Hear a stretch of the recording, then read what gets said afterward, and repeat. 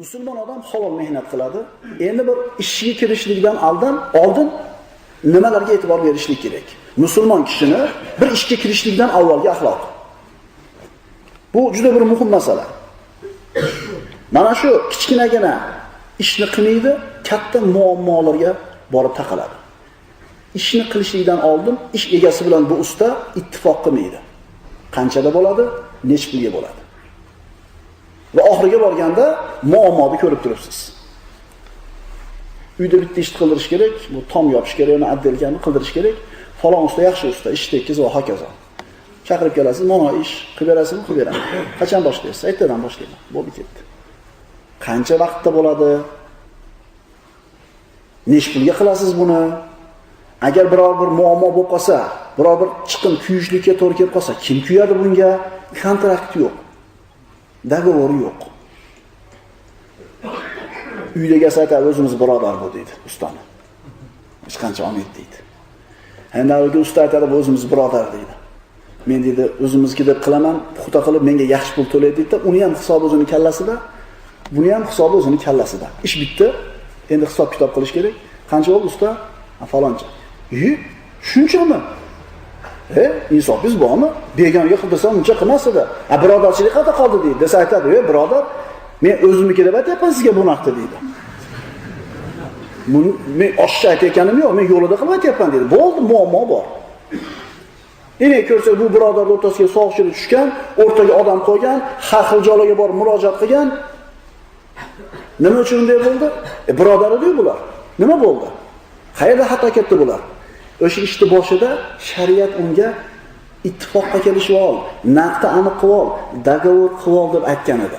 Mana shu joyga amal qilmadi, muammoni ko'rib turibsiz.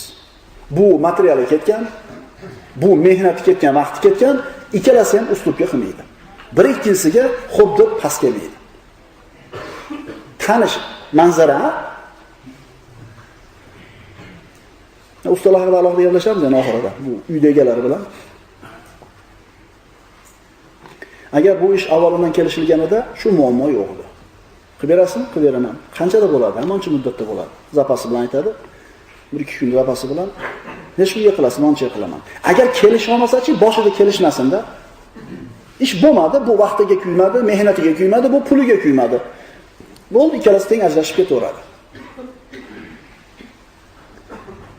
Qur'onda Alloh taolo siz bilan bizga Musa va Xizr alayhissalom qissasida siz bilan bizga dars beradi. Qarang. Musa alayhissalom Xizr alayhissalomdagi ilmdan o'rganishlik uchun u kishining oldiga bordi. Borib turib, "Hal attabiuka ala an tu'allimani mimma ullimta rushda." Sizga bildirilgan bilimdan menga ham o'rgatishligingiz uchun sizga ergashsam maylimi? Musa alayhissalom Xizr alayhissalomdan so'radi. Xizr alayhissalom aytdi: "Aniqki siz men bilan birga sabr qilishlikka hargiz toqatingiz yetmaydi." Avvaldan kelishib olinyapti. Siz sabringiz yetmaydi. Avvaldan ittifoq kelishyapti. Kimlar? Kimlar? Payg'ambarlar. Qala satajiduni inshaallohu sobiran va la asi laka amra. Shart qarang. Musa dedi: "Inshaalloh siz mening sabr toqatli ekanimni ko'rursiz. Men biron ishda sizga itoatsizlik, osiylik qilmasman" dedi. Ya'ni kelishilinyapti boshida. Nima desiz, xo'p deyman. Sizga osiylik qilmayman dedi. Endi Xizr alayhissalom qanday shart qo'ydi? Fa in ittaba'tani. Mana Xizr alayhissalom o'zidagi ilmni o'rgatishlikda o'rgatadigan bo'ldi. Faqat shartini qo'ygan. Agar menga ergashsangiz, qanday shart bor? Agar siz menga ergashadigan bo'lsangiz, fala tasalni an shay'in hatta uhdisa laka minhu zikra.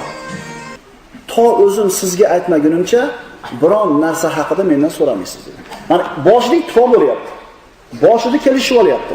O'rgataman, faqat shartim bor. Men o'zim nimaga bir ish qilganligimni aytmagunimcha sababini so'ramaysiz dedi. Avvaldan kelishyaptimi? Birga bola yo'ling demayapti. Ayni aka-ukamiz ot bilan tuyolamadi. Qilaveraylik dedi. Aka-ukachilik yeniga ko'rinadi. Umar ibn Xattob aytgandek, pul muomalasini qilganmiding u bilan? Safarga chiqqanmiding u bilan? Shunda bilinadi odamning kimligi.